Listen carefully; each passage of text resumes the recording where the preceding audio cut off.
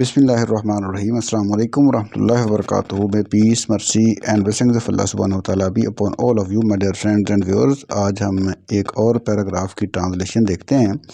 ये काफ़ी दिलचस्प पैराग्राफ है और इसकी ट्रांसलेशन के साथ साथ हम हर सेंटेंस का टेंस भी साथ साथ डिस्कस करते जाएंगे, यानी टेंस का एनालिसिस भी हम साथ साथ करते जाएंगे। तो let's start it's reading first. मैं कहती हूँ तुम यहाँ से चली जाओ, भाग जाओ, मेरी आंखों से दूर हो जाओ। मैं तुम्हें मार दूंगी, कत्ल कर दूंगी, तबाह कर दूंगी। जब शाम की फैलती हुई खामोशी में मैंने इतने ख़तरनाक अल्फाज सुने तो बहुत हैरान हुआ। जिधर से आवाज़ आई थी उसी तरफ चल पड़ा।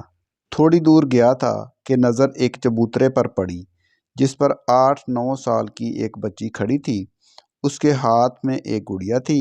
वो गुड़िया से नाराज़ हो गई थी और ये तमाम बातें उसी गुड़िया से कर रही थी। तो ये हमारे पास पैराग्राफ है। इसके हम एक एक सेंटेंस को लेकर उसकी हम ट्रांसलेशन करते हैं। तो पहला सेंटेंस है, मैं कहती हूँ तुम यहाँ से चली जाओ। तो जब किसी को हुक्म दिया जाता है तो फिर हम क्या यूज़ करते हैं, वर्ब की फर्स्ट फॉर्म। तो आई से you go away from here. मैं कहती हूँ कि तुम यहाँ से चली जाओ। आई से you go away from here. मैं कहती हूँ तुम यहाँ से चली जाओ। भाग जाओ, मेरी आंखों से दूर हो जाओ।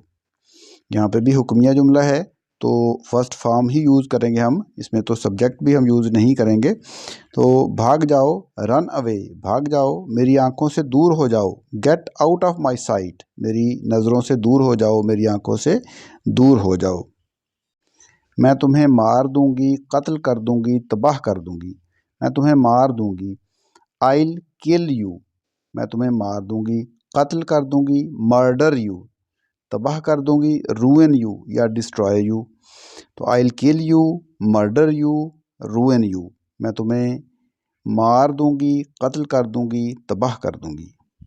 जब शाम की फैलती हुई खामोशी में मैंने इतने ख़तरनाक अल्फाज सुने तो बहुत हैरान हुआ। When I heard such dangerous words in the prevailing darkness of evening, जब शाम की फैलती हुई खामोशी में मैंने इतने ख़तरनाक अल्फाज सुने तो बहुत हैरान हुआ। I became stunned, मैं बहुत हैरान हुआ। stunned में ना हैरान रह जाना, शश्तर रह जाना। या I became all at sea, all at sea idiom है, इसको भी हम यूज़ कर सकते हैं। मैं बहुत हैरान हुआ। या फिर हम यूज़ कर सकते हैं I became extremely surprised, तो मैं बहुत हैरान हुआ। When I heard such dangerous words in the prevailing darkness of evening, जब शाम की फैलती हुई खामोशी में मैंने इतने ख़तरनाक अल्फाज सुने तो बहुत हैरान हुआ। I became stunned या all at sea या extremely surprised। जिधर से आवाज़ आई थी उसी तरफ चल पड़ा। Started walking in the direction from where the sound had come, जिधर से आवाज़ आई थी उसी तरफ चल पड़ा। Started walking in the direction from where the sound had come. थोड़ी दूर गया था कि नज़र एक चबूतरे पर पड़ी जिस पर 8-9 साल की बच्ची खड़ी थी। Walked a little distance ahead, थोड़ी दूर आगे गया था। व्हेन आई काट साइट ऑफ अ टेरेस, जब मेरी नज़र एक चबूतरे पर पड़ी, मेरी नज़र एक चबूतरे पर पड़ी। ऑन विच, जिस पर, अ गर्ल ऑफ 9 और 10 was स्टैंडिंग, जिस पर 9-10 बरस की एक लड़की बच्ची खड़ी थी। मतलब यहाँ पे हम ईयर्स भी ऐड कर सकते हैं, 9 और 10 ईयर्स भी अगर लिख लें तब भी ठीक है, लेकिन अगर ईयर्स ना ऐड करें तब भी ट्रांसलेशन ठीक होगी। उसके हाथ में गुड़िया थी। She had a doll in her hand, उसके हाथ में एक गुड़िया थी। ये पास्ट इंडेफिनिट टेंस है, ठीक है।